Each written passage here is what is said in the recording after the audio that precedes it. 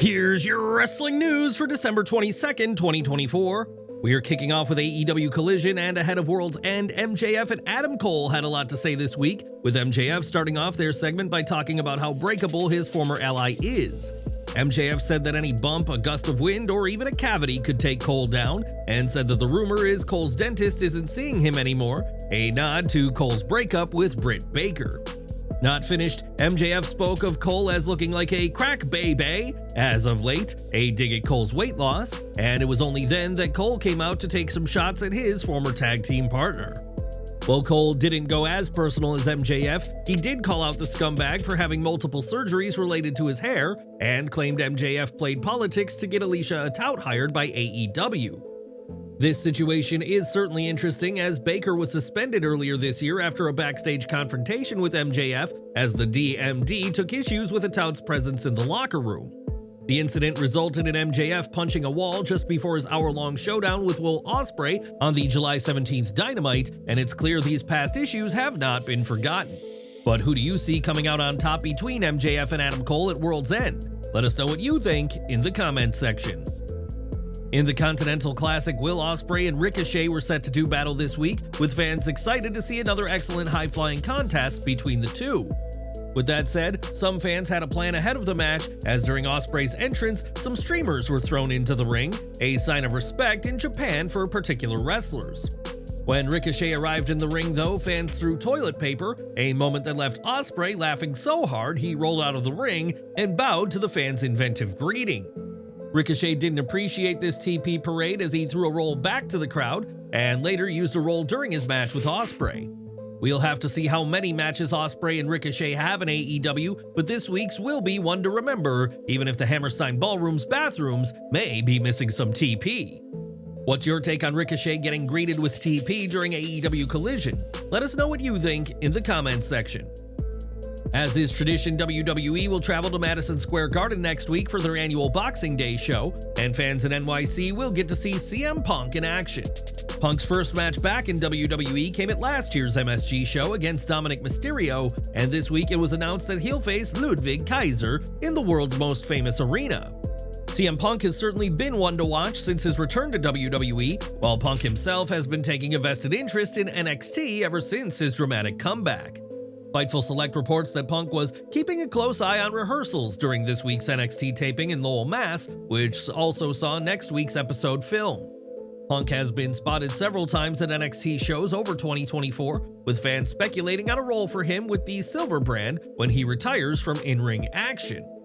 Would you like to see Punk one day have a role with developing talent in NXT? What have you made of his first year back with WWE? Share your thoughts down below. During the latest NXT, the NXT title match between Trick Williams and Eddie Thorpe saw plenty of controversy, as Trick's pin of the challenger also saw the champion's shoulders down. The double pinfall saw Williams declared the winner, and Fightful Select reports that this, and the chaos involving Thorpe, Ava, and Shawn Michaels, was met with praise backstage. Those in NXT loved how things came across on TV, with the unexpected twist finish adding a layer of intrigue to this storyline while keeping fans interested in the NXT title picture. NXT sources applauded the segment for its unpredictable storytelling, and whether you liked the finish or hated it, it has had everyone talking. The question now is what's to come for Williams, who, in addition to his issue with Thorpe, is set to defend the NXT title at New Year's Evil against Obafemi. Only time will tell. Now, Brock Lesnar hasn't appeared at all for WWE in 2024 due to his name being tied to Janelle Grant's lawsuit against the company, John Laurinaitis, and Vince McMahon. Some fans are eager to see Lesnar back, but that isn't expected to happen anytime soon, as Dr. Chris Featherstone reports that there's been no internal talks about a Lesnar comeback. The belief backstage is that Lesnar will not be returning anytime in the foreseeable future, meaning that we may get our second WrestleMania in a row without the Beast incarnate. Lesnar's most recent match for WWE came at SummerSlam 2023, where he lost to Cody Rhodes, and it remains to be seen when, if ever, we see the Beast in a WWE ring again. In June, the Wyatt 6 arrived with a creepy horror movie-like segment that came after weeks of teases through QR codes. Behind the scenes, Rob Fee has been tasked with overseeing the creative presentation of the faction, and on Dead Meat Presents, shared how the narrative came together. Fee recalled Triple H calling him on a Saturday with an idea for the group's debut and praised WWE's CCO as the best boss and the smartest person to work with. On the day of the segment, the camera crew practiced for an hour to make sure the 5-minute tracking shot worked, and Fee praised the team for making the segment look perfect. Fee also praised Bo Dallas, who had a ton of cues to hit, including timing the final shot of the segment perfectly before Raw had to end its broadcast. Since then, the Wyatt Six has been a hit with fans, and their presentation has a lot to do with it. And while Fee is in charge of their presentation, the group's arrival was not a one-man effort. Back to World's End, as next week's show will be AEW's final pay-per-view of the year, and Mercedes Mone is looking to seal what's been a massive 2024 for her with a big win. On Collision, Chris Statlander cut a promo saying that since the TBS champion didn't have a match for World's End, she was here to challenge the CEO. After Chris defeated Penelope Ford, Mone, in festive red and white, arrived on the scene and accepted the challenge, making their title match official for next week's pay-per-view. Statlander hopes to be the first two-time TBS champion, but will she be able to topple Mercedes Mone, or will the CEO end 2024 on a high? Give your predictions down below. On January 6, WWE Raw will arrive on Netflix, and this week the streaming juggernaut released a guide about the promotion's future in streaming. The guide confirmed that Raw will be available in the US and its territories, including American Samoa, Guam, the Marshall Islands, Micronesia, the Mariana Islands, Palau, Puerto Rico, and the US Virgin Islands. Raw will also be available in various countries worldwide, including Argentina, Canada, Mexico, Austria, Germany, Norway, Egypt, Australia, New Zealand, and the UK, just to name a few. A big question is how Netflix will handle WWE's backlog of Raw content, with Netflix stating, "In January 2025, Netflix will begin to roll out select WWE archival content on service.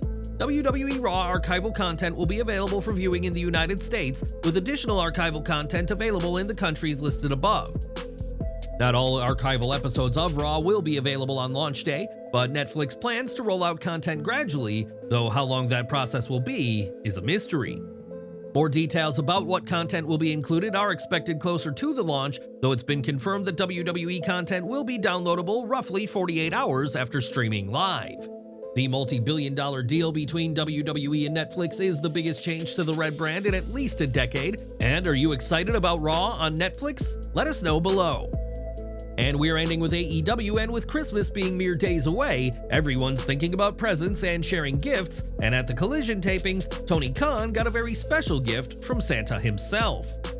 The AEW president was rewarded for being nice with a copy of 1994's Timecop on DVD, a film that Khan has made no secret about his love for. Earlier this month, Khan told the Battleground podcast about his love for the film and would love for the Jean-Claude Van Damme movie to have some role in AEW. Though not confirmed, the idea of a Timecop match isn't off the table, and whatever's in the future, we're sure that Khan will enjoy another viewing of the sci-fi classic over the holidays. Would you like to see a Timecop match in AEW? How do you think such a match would even work? Share your thoughts down in the comments.